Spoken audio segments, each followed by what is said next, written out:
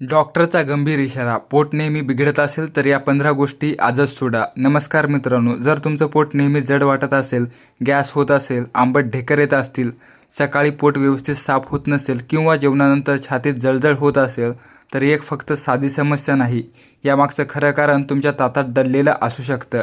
मित्रांनो, आजच्या या व्हिडिओमध्ये मी तुम्हाला अशा 15 घातक गोष्टीबद्दल सांगणार आहे ज्या तुम्ही रोज खात असाल आणि नकळत तुमचं पोट आतून खराब करत असाल. तसेच शेवटी फक्त 7 दिवसात पोट सुधारण्याचा एक सोपा घरगुती उपायसुद्धा मी या व्हिडिओमध्ये सांगणार आहे, म्हणून हा व्हिडिओ शेवटपर्यंत नक्की पहा. चला मित्रांनो, या व्हिडिओला सुरुवात करूया. मित्रांनो, पोट वारंवार का बिघडतं? पोट खराब होण्यामागचं सर्वात मोठं कारण म्हणजे चुकीचे फूड कॉम्बिनेशन. गरजेपेक्षा जास्त तळलेले, प्रक्रिया केलेले आणि रसायनयुक्त अन्न, वेळेवर जेवण न करणे, पाणी पिण्याच्या चुकीच्या सवयी. आता थेट जाणून घेऊया त्या 15 गोष्टी ज्या तुमच्या पोटाला सर्वाधिक नुकसान पोहोचवतात. क्रमांक 1 बघा, पांढरा ब्रेड आणि बिस्टिके. दिसायला हलके, खायला मऊ, पण पोटासाठी विषासारखे असतात. मैदा, प्रिझर्व्हेटिव्ह आणि रिफाईंड साखर यामुळे गॅस, पोट फुगणे, बद्धकोष्ठता आणि आतड्यांची कमजोरी निर्माण होऊ शकते. म्हणून आजपासून ब्रेड आणि बिस्टिके टाळा. मित्रांनो, तुम्ही हा व्हिडिओ कुठून पाहत आहात आम्हाला कमेंट करून नक्की सांगा. क्रमांक 2 बघा, दुधासोबत नमकीन किंवा मीठ.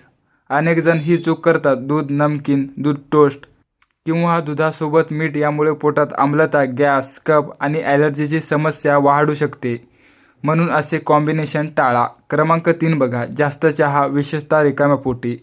दिवसातून 3 ते 4 कप चहा पिणे पोटाचे मोठे नुकसान करू शकते. चहामधील कॅफीन आम्लता वाढवते आणि पोटाच्या आतील आवरणाला त्रास देते. विशेषतः सकाळी रिकाम्या पोटी चहा पिणे अधिक हानिकारक ठरू शकते. मित्रांनो, हा व्हिडिओ तुम्हाला कसा वाटत आहे कमेंट करून नक्की सांगा. क्रमांक 4 बघा, तळलेले पदार्थ. समोसा, कचोरी, भज्जी, पुरी चवीला छान, पण पोटासाठी शिक्षा. अति तळलेले पदार्थ पचायला जड असतात आणि पचनसंस्थेला त्रास देतात, म्हणून या गोष्टी खाणे टाळा. क्रमांक 5 रात्री दही खाणे.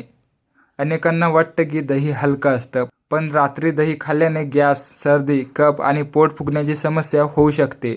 क्रमांक 6 कोल्ड्रिंक्स आणि पॅकेटमधील ज्यूस.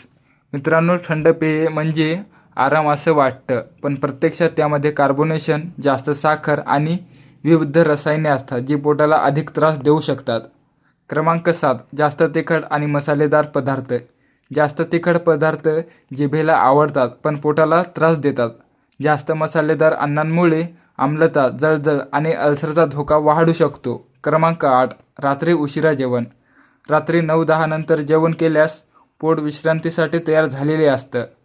अशा वेळी खाल्लेलं अन्न नीट पचत नाही, त्यामुळे गॅस होतो आणि झोपही खराब होते. क्रमांक 9 शिळे आणि फ्रीजमधील जुन्ने अन्न.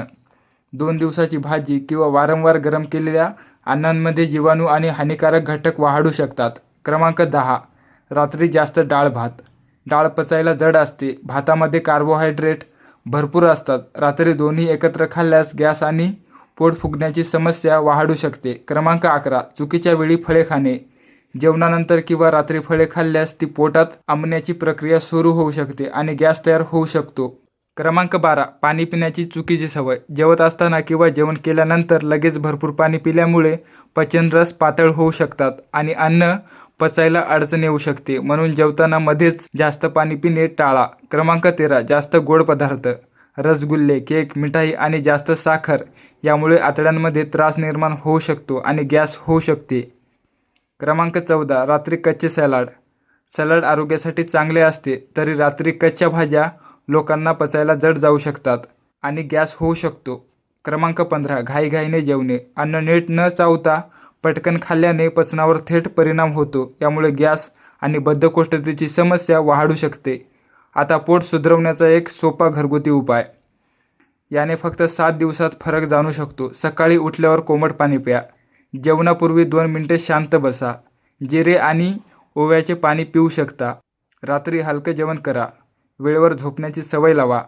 यामुळे तुमची पोटाची समस्या निश्चित सुधारू शकते. मित्रांनो, हा व्हिडिओ तुम्हाला उपयुक्त वाटला असेल तर नक्की लाईक करा, आपल्या कुटुंबियासोबत शेअर करा आणि आमच्या पेजला फॉलो करा, कारण निरोगी पोट म्हणजे दीर्घ आणि निरोगी आयुष्य. अशाच आरोग्यविषयक माहितीसाठी आमच्या पेजसोबत जोडलेले राहा. पुन्हा भेटूया एका नवीन दमदार व्हिडिओमध्ये. तोपर्यंत निरोगी राहा, आनंदी राहा. धन्यवाद.